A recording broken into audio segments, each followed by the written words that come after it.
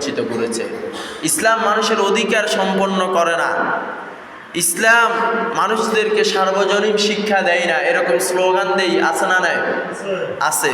অথচ দেখেন পৃথিবীতে একমাত্র দিন, একমাত্র ধর্ম যে আল্লাহর তরফ থেকে যে ধর্ম মনোনীত করে রব্বুল আলামিন দুনিয়ায় প্রেরণ করেছেন, সেই ধর্মই মানুষদেরকে শিক্ষা দেয়। সেই ইহুদি হোক, সে খ্রিস্টান হোক, সে বিধর্মী হোক, সে ইসলাম ধর্মের মানুষ হোক, যেই ধর্মের মানুষ হোক না কেন, তার জন্য সার্বজনীন অধিকারের কথা একমাত্র রব্বুল আলামিন কোরআনুল কারীমে তুলে ধরছে। আমার বন্ধুরা একটু খেয়াল করে শোনেন, কেননা রব্বুল আলামিন এই জন্য কোরআনুল কারীমের সূরাতুল মাইদার 32 নম্বর আয়াতের ভিতরে খুব সুন্দর করে তুলে ধরছেন, মিন আজলি যালিকা কাতাবনা আলা বানি ইসরাঈল মান ক্বাতালা নাফসান বিগাইরি নাফসিন আও ফাসাদিন ফিল আরদি ফাকান্নামা ক্বাতালান নাস জামিআ। জোরে বলি আল্লাহু আকবার। এর চাইতে সুন্দর কথা অন্য ধর্মে বলেছে কিনা আমার জানা নাই, আমি জানি না এর চাইতে সুন্দর কথা আর অন্য কোনো ধর্মে বলেছে কিনা।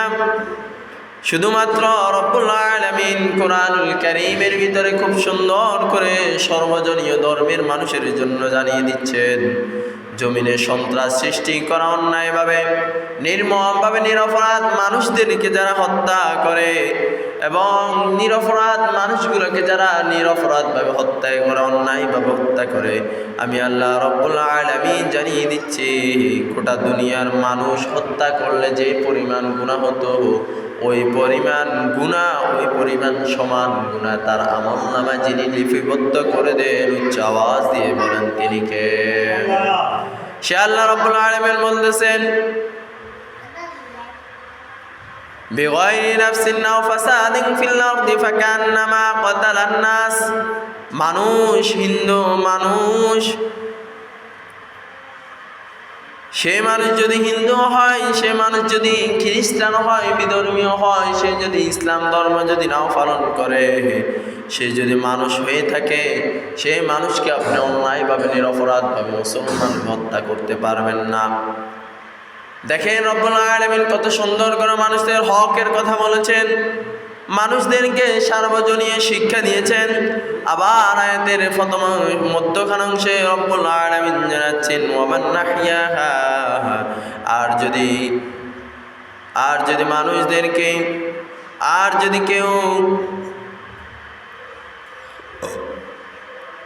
অপর দিকে মানুষ যদি অন্যায়ভাবে কোনো মানুষদেরকে, ওয়ামান নাহইয়াহা ফাকান্নামা ক্বাতালান নাস জামিআ, অন্য কোনো ধর্মের মানুষদেরকে যদি নির্মমভাবে মানুষ যদি হত্যা করার চেষ্টা করে, আমি আল্লাহ অন্য ধর্মের চেয়ে, অন্য কোনো ধর্মের মানুষদেরকে যদি মুসলমান না নিরপরাধভাবে হত্যা করার চেষ্টা করে, আমি আল্লাহ রব্বুল আলামিন জানিয়ে দিচ্ছি, সেই মানুষটা সারা ওয়ার্ল্ডের ভিতরে যত মানুষ রয়েছে, মানুষগুলোকে হত্যা করলে যে পরিমাণ গুনাহ তার আমলনামায় লিপিবদ্ধ হতো, ওই পরিমাণ গুনাহ ওই মানুষের আমলনামায় যিনি লিপিবদ্ধ করবেন তিনি কে?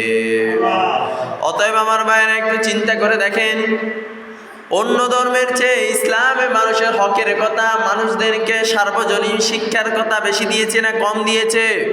এরকম কথা অন্য কোনো ধর্মে বলেছে কিনা আমার জানা নাই। তবে আমরা কিছু কিছু ক্ষেত্রে অনেক ধর্মের ভিতরে পাই সন্ত্রাস, হত্যা এবং মানুষদেরকে নিরপরাধভাবে হত্যা করার কথা তারা বাধা দেয়, তাদের ধর্মীয় নাই। কিন্তু আজকে আমরা দেখতে পাই আমার দেশে এবং সারা ওয়ার্ল্ডের ভিতরে সেই ধর্মের মানুষগুলা মুসলমানদেরকে, নিরপরাধ মানুষদেরকে অন্যায়ভাবে হত্যা করতেছে। আপনারা দেখতেছে কি দেখতেছেন না? আমাদের বাংলাদেশেও হত্যা করতেছে। আবার তারা বলে যে তারা সার্বজনীন, তারা ধর্মে সার্বজনীয় লোক। তারা এরকম বিভিন্ন রকমের স্লোগান দিয়ে থাকে। আমি বলবো যদি এই 97-98% বাংলাদেশে সার্বজনীন ধর্মের যে শিক্ষা, ধর্মের যে নীতি, এই নীতি একমাত্র আদর্শ আমার বাংলাদেশের মানুষদের ভিতরে আমরা দেখতে পাই। তাদের ভিতরে হিংসা, বিদ্বেষ, অহংকার, সম্প্রীতি, যে একটা বিধর্মীদের সাথে যে একটা সম্প্রীতি, আত্মীয়তার যে একটা সম্পর্ক, সেই সম্পর্ক একমাত্র বাংলাদেশে আমরা দেখতে পাই। কেমন করে দেখতে পাই আমরা? দেখেন তারা অর্জন করতে পেরেছে। দেখেন যদি এই বাংলাদেশের মুসলমান যদি হিন্দুদের সাথে খ্রিস্টানদের সাথে যদি সম্প্রীতি, আত্মীয়তার সম্পর্কের মতো যদি একটি অর্জন, সম্প্রীতি যদি তারা যদি না করতে পারতো, আমার ভাইরা বুঝে থাকলে বলেন এই বাংলাদেশে সবচাইতে মুসলমানের সংখ্যা বেশি না হিন্দুদের সংখ্যা বেশি? মুসলমানের সংখ্যা বেশি, অন্য কোনো ধর্মের সংখ্যা কম। আপনি একটা অনুষ্ঠানে যান, সেই অনুষ্ঠানে 10 জনের ভিতরে 8 জন পাবেন মুসলমান আর 2 জন পাবেন ভিন্ন ধর্মের। যদি তারা তাদের কথার সাথে যদি বাস্তবতা মিলি হতো, তাহলে এই দেশে এত বছরে স্বাধীনতার, এত দেশের পরেও এই দেশে বিধর্মীরা ব্যবসা করতে পারতো না, তারা বসবাস করতে পারতো না। তারা যেভাবে স্বাধীনভাবে এই দেশে বসবাস করতেছে, ব্যবসা করতেছে, তারা যেভাবে এই দেশে চলাফেরা করতেছে, এরকম চলাফেরা করতে পারতো? আমার ভাইরা কথা করতে পারতো? তাহলে তাদের যে উক্তি, তাদের যে দাদারা ইন্ডিয়া থেকে বসে বসে যে স্লোগানগুলা দেয়, এই স্লোগানগুলোর সাথে বাস্তবতার কোনো মিল আছে? কোনো মিল নাই। অথচ দেখেন এই দেশের মুসলমান দিল্লির অগ্নিকুঞ্জ হিন্দুত্ববাদী সন্ত্রাসের মতো নয়। এই দেশের মুসলমান ওই ফিলিস্তিনের, ইসরায়েলের অগ্নিযুদ্ধর মুসলমান হত্যার মতো এরকম মুসলমান এই দেশে নয়। এই দেশের মুসলমান হচ্ছে সম্প্রীতি দেশ। এই দেশের মুসলমানদের উদারতা, তারা যদি এই উদারতাকে নিয়ে যদি তারা বিভিন্ন কথা বলে, যদি মুসলমানদের ইমানের ভিতরে যদি তারা যদি রক্তের বন্যা বসিয়ে দেয়, তারা যদি অগ্নিযুদ্ধর মুসলমানদেরকে যদি তারা যদি জিহাদের জন্য তারা যদি রাগান্বিত করে ফেলে, তাহলে কি তারা এই দেশে বসবাস করতে পারবে? আমার ভাইরা বসবাস করতে পারবে? কখনোই পারবে না। আবার দেখেন এই জন্য তারা যে মুসলমানদের ইমানদার বান্দাগুলোকে হত্যা করতেছে, এই ইমানদার বান্দাগুলোর সম্মান মর্যাদা আল্লাহর কাছে কত দামি, সেই কথা রব্বুল আলামিন কুরআনুল কারীমে 3 নম্বর সূরা সূরাতুন নিসায়ের 93 আয়াতের ভিতরে খুব সুন্দর করে জানাচ্ছেন, ওয়া মান ইয়াকতুল মুমিনা মুতাআম্মিদান ফাজাযাউহু জাহান্নামু খালিদান ফিহা ওয়া গাদিবাল্লাহু আলাইহি ওয়া লা'নাহু ওয়া আ'আদ্দা লাহু আযাবান আযীমা। আল্লাহ রাব্বুল আলামিন বলছেন, ইমানদারদেরকে বলে দাও, দুনিয়ার কোন মানুষ যদি নিরপরাধ মানুষদেরকে, ইমানদারদেরকে যদি হত্যা করে ফেলে, আমি আল্লাহ রাব্বুল আলামিন জানাচ্ছেন, ওমান নাহইয়াহা ওয়া মান ইয়াকতুল মুমিনা মুতাআম্মিদান ফাজাযাউহু, সে মানুষ যদি ইহুদি হয়, সে মানুষ যদি খ্রিস্টান হয়, এখানে আমার বাইরে একটু খেয়াল করে শুনেন, ফাজাযাউহু, এখানে আল্লাহ রাব্বুল আলামিন কোরআন হাফেজের কথা বলা হয় না, এখানে মুসলমানদের কথা বলা হয় নাই, এখানে মন্ত্রী মিনিস্টার কারো কথা বলা হয় নাই, এখানে বলা হয়েছে ইমানদার।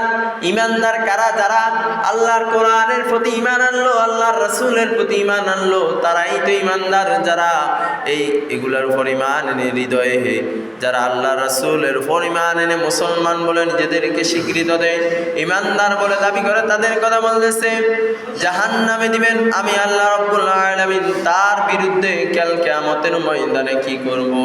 ওয়া গাদিবাল্লাহু আলাইহি, আমি আল্লাহ রাব্বুল আলামিন তার উপর রাগান্বিত হব যদি নিরপরাধ কোন মানুষকে, ঈমানদারকে সে হত্যা করে। ওয়া লা'নাহু, এবং লানত দিব। ওয়া লা'নাহু ওয়া আ'আদ্দা লাহু আযাবান আযীমা, এবং আমি আল্লাহ রাব্বুল আলামিন দুনিয়া ও আখিরাতে চূড়ান্ত শাস্তি এবং আযাব গজব যিনি দিবেন, উচ্চ আওয়াজ দিয়ে বলেন তিনি কে? তাহলে আমার ভাইরা বুঝে থাকলে বলেন এই আয়াত থেকে আমরা যে শিক্ষাটা পাই সেটি হচ্ছে দুনিয়ার ভিতরে যত মুসলমান রয়েছে, দুনিয়ার ভিতরে যত মানুষ রয়েছে, মানুষগুলোর ভিতরে সবচাইতে আল্লাহর কাছে দামি এবং মর্যাদাবান, আল্লাহর কাছে সম্মানিত হচ্ছে ওই ব্যক্তি যেই ব্যক্তির হৃদয়ে ইমানের বিন্দুমাত্র ইমান রয়েছে, আর এই ইমানের দ্বারাই সে আল্লাহর ইমানদার বান্দা হতে পেরেছে। তার দাম আল্লাহর কাছে এই দুনিয়ার চাইতেও বেশি যিনি করেছেন উচ্চ আওয়াজ দিয়ে বলেন তিনি কে? আবার একটু খেয়াল করে শুনে, ইমানদারের দাম, আমাদের সকলের একটি কেবলা রয়েছে। আমরা সকলেই জানি আমাদের জন্য রব্বুল আলামিন একটি কেবলা কাবাঘর তৈরি করেছেন। সেই কাবাঘরের সাথে রব্বুল আলামিন ইমানদারের সম্মান মর্যাদা তুলে ধরেছেন। রব্বুল আলামিন জানাচ্ছেন ওই কাবাঘরের চেয়েও একজন ইমানদারের সম্মান মর্যাদা আমার কাছে সবচাইতে বেশি। কেমন করে বেশি? হাদিসের ভিতরে রব্বুল আলামিন তার প্রিয় হাবিবের মাধ্যমে জানিয়ে দিচ্ছেন। বুখারী এবং মুসলিম শরীফে হাদিস নিয়ে এসেছে। হাদিস বর্ণনাকারী সাহাবী হচ্ছে আব্দুল্লাহ ইবনে ওমর রাদিয়াল্লাহু তাআলা আনহু। তিনি বলেন, নাযরা ইবনে ইলা উমরি কাবা ওয়া নাযরা ইলা খায়রি উম্মতিহি। ওমর ইবনে রাদিয়াল্লাহু তাআলা আনহু বলেন, একদিন কাবার দিকে আমি তাকিয়ে আছি, কাবার দিকে তাকিয়ে আমি বলতেছি, ওয়া নাযরা ইলা খায়রি উম্মতি, আল্লাহর ঘর, এই কাবার কত মর্যাদা, কত সম্মান তোমরা কি জানো না? অথচ রব্বুল প্রিয় নবী মুহাম্মদ রাসূলুল্লাহ সাল্লাল্লাহু আলাইহি ওয়াসাল্লাম হাদিসের মধ্যখানে বলতেছেন, ওয়াল মুমিনু ওয়া আ'তিকা খায়রু উম্মতি, কিন্তু আল্লাহর দরবারে এই কাবা ঘরের চেয়েও, এই কাবা ঘরের সম্মানের চেয়েও, মর্যাদার চেয়েও আল্লাহর কাছে একজন ইমানদারের দাম অনেক বেশি, অনেক বেশি। আমার ভাইরা বুঝে থাকলে বলেন, এই হাদিসের কথার মাধ্যমে আমাদেরকে যিনি জানিয়ে দিচ্ছেন উচ্চ আওয়াজ দিয়ে বলেন তিনি কে? আর প্রিয় নবীর কথা কি কখনো মিথ্যে হতে পারে? আমার ভাইরা কথা, প্রিয় নবীর কথা কি কখনো মিথ্যে? অতএব দেখেন, এই কাবা ঘরের চেয়ে একজন ইমানদারের মর্যাদা সম্মান অনেক বেশি। আবার বিশ্বনবী মুহাম্মদ রাসূলুল্লাহ সাল্লাল্লাহু আলাইহি ওয়াসাল্লাম তার প্রিয় সাহাবীদেরকে জানিয়ে দিচ্ছেন, লা তাকুমুস সাআ হাত্তা ইয়াকুলা লা ইয়াকুলা আরদি আল্লাহ আল্লাহ। প্রিয় নবী মুহাম্মদ রাসূলুল্লাহ সাল্লাল্লাহু আলাইহি ওয়াসাল্লাম জানাচ্ছেন, দুনিয়ার ভিতরে একজন ইমানদারের মর্যাদা সম্মান কতটুকু শুনো সাহাবীরা। দুনিয়া ততদিন ধ্বংস হবে না, দুনিয়া ততদিন আল্লাহ কিয়ামত দিবেন না, যতদিন পর্যন্ত হাত্তা ইয়াকুলা ইলাল আরদি আল্লাহ আল্লাহ, যতক্ষণ পর্যন্ত একজন ইমানদার আল্লাহ আল্লাহ ডাকা বন্ধ না করবে।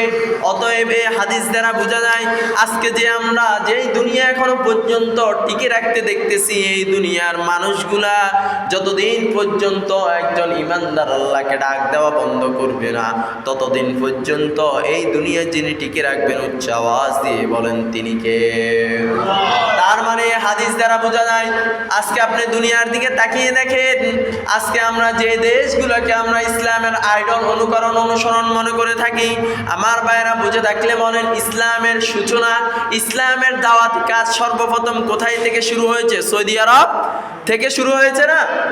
আজকে ওই সৌদি আরবে বিভিন্ন রকমের ফিতনা ফাসাদ আছে না নাই?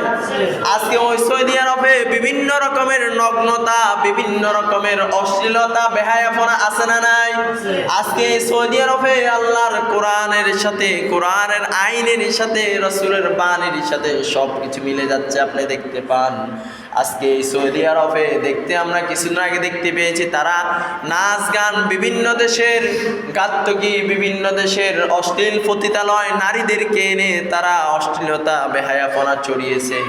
এবং সারা ওয়ার্ল্ডের দিকে তাকিয়ে দেখেন, আজকে সারা ওয়ার্ল্ডের যে পরিস্থিতি, মানুষ যে আল্লাহ বিরু হয়ে গেছে, মানুষ যে কোরআনের আইন মানে না, মানুষ যে কোরআন থেকে দূরে সরে গেছে, মানুষ যে আল্লাহর নাফরমানি শুরু করে দিয়েছে। এই নাফরমানি যতদিন পর্যন্ত চলবে এবং এই নাফরমানির মধ্যে যদি একজন ইমানদার থাকে, ওই একজন ইমানদারের উসিলায় এই দুনিয়ায় আল্লাহ রাব্বুল আলামিন ততদিন পর্যন্ত ধ্বংস করবেন না। যেদিন এই দুনিয়ায় একজন মানুষ আল্লাহ আল্লাহ ডাকা বন্ধ করে দিবে, সেই দিন এই দুনিয়া আল্লাহ রাব্বুল আলামিন জিবরাইল এবং আল্লাহ রাব্বুল আলামিন অর্ডার করে দিবেন, ইযা যুলজিলাতিল আরদু জিলজালাহা ওয়া আখরাজাতিল আরদু আসকালাহা ওয়া ক্বালাল ইনসানু মা লাহা ইয়াওমা ইযিন তুহাদ্দিসু আখবারাহা বিআন্না রাব্বাকা আওহা লাহা ইয়াওমা ইযিন ইয়াসদুরুন নাসু আশতাতান লিয়ারাউ আ'মালাহুম فمن يعمل مثقال ذرة خيرا يره ومن يعمل مثقال ذرة شرا يره جري بري الله أكبر আল্লাহ রাব্বুল আলামিন অর্ডার করে দিবেন। অর্ডার করে দেওয়ার পর সিংহায় ফুৎকার দেওয়া হবে। তারপরে কিয়ামত সংঘটিত হয়ে যাবে আল্লাহর নির্দেশে। যত পাহাড় পর্বত যত কিছু দেখেন দুনিয়ার সব কিছু লন্ড বিঠন্ন হয়ে যাবে, একাকার চুরমার হয়ে যাবে। আমার ভাইরা, তাহলে দেখেন এই ইমানদারের কত মূল্যায়ন, এই ইমানদারের কত মর্যাদা, কত সম্মান। এই জন্য আবার দেখেন বিশ্বনবী মুহাম্মদ রাসূলুল্লাহ সাল্লাল্লাহু আলাইহি ওয়াসাল্লাম এই ইমানদারের কথা বলে আবার বলতেছে, যারা উগ্রগামী, যারা বিভিন্ন ধর্মের উগ্রগামীরা রয়েছে। আজকে আমার দেশে আমরা দেখতে পাই উগ্রগামীরা আমার এই ইমানদার ভাইদেরকে হত্যা করতেছে। এই উগ্রগামীরা আমার ইমানদার ভাইদেরকে হত্যা করে বিভিন্ন রকমের নির্যাতন করতেছে। মুসলমান জানে না একজন ইমানদারের মূল্য কত, মুসলমান জানে না একজন ইমানদারের মর্যাদা সম্মান কত, মুসলমানই জানে না। আর বিধর্মীরা জানবে কোথা থেকে? বিধর্মীরা যদি জানতো এবং মুসলমানরা যদি জানতো একজন ইমানদারের মর্যাদা সম্মান আল্লাহর কাছে কত বেশি, তাহলে ওই বিধর্মীরাও এবং একজন মুসলমানরাও কখনো নিরপরাধভাবে অন্যায়ভাবে মানুষদেরকে হত্যা করতো না। আমার ভাইরা বুঝে থাকলে বলেন, আমার দেশে যে সকল কোরআনের দাঈ ইলাল্লাহগণকে যাদেরকে ফাঁসির কাঠ গলায় দিয়ে হত্যা করা হয়েছে, তাদেরকে কি কোনো অন্যায়ভাবে হত্যা করেছে নাকি নিরপরাধভাবে হত্যা করা হয়েছে? কথা বলেন না কেন?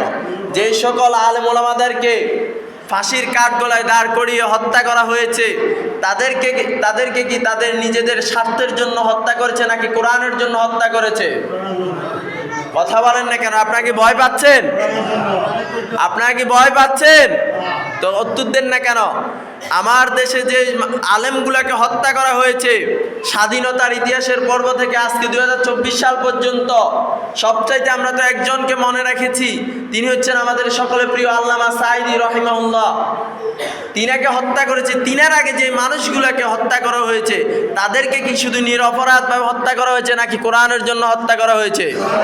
তাদেরকে কি তাদের কোনো দোষ ছিল? তারা কি চুরি করত? তারা কি ডাকাতি করত? তারা কি মানুষদের উপর নির্যাতন করেছে? তারা শুধুমাত্র একটি কথা বলতো, আল্লাহর কোরআনের হক কথাগুলো মানুষের সামনে উপস্থাপনা করত। তারা কোরআনের সঠিক কথাগুলো মানুষদেরকে বুঝাইতো। তাদের অন্যায় ছিল কি এটি? আর কোনো অন্যায় ছিল? তাহলে আপনারা বলেন, ইসলামী শরিয়া ভিত্তিতে এই কোরআনের কথাগুলো বলা কি একজন মানুষের অপরাধ? আমার ভাইরা উত্তর দেন। কোরআনের সঠিক কথাগুলো বলা একজন দাঈ ইলাল্লাহ হিসেবে, একজন মসজিদের খতিব হিসেবে তার কি অপরাধ? তার কি অন্যায়? আমি আপনাদের এই মসজিদে খেদমত করতেছি, জুমা পড়াইতেছি, আমি যদি এই মসজিদের মিম্বর থেকে সুদের বিরুদ্ধে, তারপর নারীবাদের বিরুদ্ধে, মদের বিরুদ্ধে, অন্যায়ের বিরুদ্ধে, সমাজে হিংসা বিদ্বেষের বিরুদ্ধে, ভাই ভাই কাটাকাটির বিরুদ্ধে, তারপর যে জিনার বিরুদ্ধে যদি কথা বলি, এগুলো কি আমার অন্যায়? এগুলো কি আমার অপরাধ? আর এগুলো বলার কারণে যদি আপনারা আমাকে যদি এই মিম্বর থেকে যদি সরিয়ে দেন, তাহলে এখানে কি আমার কোনো ভুল আছে? আমার ভাইরা কোনো ভুল আছে? তারই প্রেক্ষিতে যে মানুষগুলা কোরআনের দাওয়াত দিয়েছে, ইসলাম কায়েম করার জন্য কোরআনের হক কথাগুলো মানুষের মাঝে বলেছে, যে মানুষগুলাকে এভাবে যারা ফাঁসির কাঠগোলায় দাঁড় করিয়েছে, তারা কি তাদেরকে অন্যায়ভাবে হত্যা করেছে নাকি নিরপরাধভাবে হত্যা করেছে? আমার ভাইরা কথা, নিরপরাধভাবে হত্যা করেছে না? নিরপরাধভাবে হত্যা করেছে। অতএব দেখেন, তাদের ব্যাপারে সেই সকল মুসলমানদের কথা ইন্ডিকেট করে আল্লাহ রাব্বুল আলামিন হাদিসের মাধ্যমে জানাচ্ছেন, আউয়ালু মা ইউহাসাবু বিহিল আবদু ইয়াউমাল কিয়ামাতিস সালাহ। এই হাদিস আমরা সবাই জানি। এই হাদিসের প্রথম অংশ এটি, আর শেষ অংশের কথা আমরা অনেকেই জানি না। কিয়ামতের দিন সর্বপ্রথম নামাজের হিসাব নিবে আমরা সবাই জানি, কিন্তু হাদিসের শেষ অংশে প্রিয় নবী কি বলেছেন? ওয়াউয়াল মা ইউকাদা বাইনান নাসি ফিন নিমা। কিয়ামতের দিন যে নামাজের হিসাব নিবে সেই কথা ঠিক আছে, কিন্তু নামাজের আগে যে মানুষগুলা নিরপরাধভাবে মানুষদেরকে হত্যা করেছে তাদের হিসাব সর্বপ্রথম নিবে। তাদের হিসাব সর্বপ্রথম যিনি নেবেন তিনি কে? এবং মানুষদের হিসাব কেমন করে নিবে? যে মানুষগুলোকে অন্যায়ভাবে আপনি রক্ত জড়িয়েছেন। আপনারা দেখেছেন বিগত কয়েকদিন আগে 2024 সালে যে মানুষগুলা নিজেদের এই দেশের জন্য যুক্তি সম্পূর্ণ যে নিয়ে তারা যে সম্মেলন করেছে, যারা যে দাবি দিয়েছে, এই দাবি কি যুক্তি ছিল না? আমার ভাইরা কথা, যুক্তি সম্পূর্ণ কথা ছিল না? এই যুক্তি সম্পূর্ণ কথার নয় যে মানুষগুলা তাদের রক্ত জড়িয়েছে জমিনে, তাদের কথা বলতেছে। আপনার রক্ত জড়িয়েছেন জমিনে, জড়ানোর পর আবার নামাজ পড়বেন, আল্লাহর ইমানদার বলে দাবি করবেন, কিয়ামতের ময়দানে সর্বপ্রথম ওই মানুষের রক্তের জন্য আপনাকে হিসাব দিতে হবে। এবং বিশ্বনবী মুহাম্মদ রাসূলুল্লাহ সাল্লাল্লাহু আলাইহি সাল্লাম বলতেছেন, মানুষের রক্তের জন্য চরম ঘৃণা আল্লাহ রাব্বুল আলামিন কাল কিয়ামতের ময়দানে মানুষগুলোকে দিবেন। অতএব সাবধান হয়ে যান মানুষ, মুসলমান সাবধান হয়ে যান। নিরপরাধভাবে মানুষের রক্ত জমিনে জড়াবেন না। এখনো অনেক মানুষ বিভিন্ন রকমের ষড়যন্ত্র করতেছে মানুষদেরকে হত্যা করার জন্য। এখনো অনেক মানুষ মুনাফিকি কাজ কারবার করতেছে নিজেদের দলের জন্য, নিজেদের স্বার্থ হাসিলের জন্য, মুসলমানদেরকে হত্যা করার জন্য বিভিন্ন রকমের ষড়যন্ত্র করতেছে কি করতেছে না? তাদেরকে বলবো সাবধান হয়ে যান, সাবধান হয়ে যান। কেননা আল্লাহর কোরআনের সাথে আল্লাহর রাসূলের হাদিসকে কখনো মিথ্যা। অতএব দেখেন, আবার বিশ্বনবী মুহাম্মদ রাসূলুল্লাহ সাল্লাল্লাহু আলাইহি ওয়াসাল্লাম হাদিসের ভিতরে আবার জানাচ্ছেন, লা তাজিলুদ দুনিয়া আহওয়ানি ইনদাল্লাহি মিন কতলিল মুসলিমিন। কোন ব্যক্তি যদি দুনিয়ার সব কিছু ধ্বংস করে ফেলে, এটা তো কোনো মানুষের দ্বারা সম্ভব? দুনিয়ার সব কিছু ধ্বংস করা একজন মানুষের জন্য সম্ভব? এই দুনিয়ার সব কিছু ধ্বংস করার ক্ষমতা একমাত্র যিনি রাখেন তিনি কে? তারপর হাদিসের কথার প্রেক্ষিতে বিশ্বনবী জানাচ্ছেন, মিন কতলিল মুসলিমিন, এটা তো মানুষের দ্বারা সম্ভব নয়। তারপরেও যদি কেউ নিজে নিজে চিন্তা করে দুনিয়া সব কিছু ধ্বংস করে ফেলবে, দুনিয়া সব কিছু নিজে ধ্বংস করে ফেলবে, এই ধ্বংসের যে পরিমাণ গুনাহ তার আমলনামা হবে, তার চেয়ে বেশি একজন মুসলমান, একজন মুমিন বান্দাকে যদি নিরপরাধভাবে কোনো মানুষ যদি রক্ত জমিনে জড়ায়, তাকে যদি হত্যা করে, তার চেয়েও মারাত্মক গুনাহ ওই মানুষের আমলনামা যিনি দিবেন তিনি কে? আবার বলেছে বিশ্বনবী মুহাম্মদ রাসূলুল্লাহ সাল্লাল্লাহু আলাইহি ওয়াসাল্লাম আবার একটি হাদিসের ভিতরে জানাচ্ছেন, দুনিয়ার আকাশ এবং পাতাল যত সৃষ্টি আছে, সকল সৃষ্টি যদি একসাথ হয়ে মিল হয়ে যদি সবাই যদি নিরপরাধ একজন মানুষকে যদি হত্যা করে, আমার ফেরেশতা হইতে শুরু করে আমার যত মাখলুকাত রয়েছে, এরকম সবাই যদি একসাথে জোড় হয়ে যদি একজন মানুষকে যদি নিরপরাধভাবে হত্যা করে রক্ত জমিনে জড়ায়, লাকাইলান নার, আমি আল্লাহ রাব্বুল আলামিন তাদেরকে জাহান্নামে মুষ্টি ধরে ফেলতে এক বিন্দু পরিমাণও দ্বিধা করব না। অতএব দেখেন, এই মানুষ হত্যা করা এটা কি আল্লাহর কাছে সবচাইতে প্রিয় না ঘৃণিত কাজ?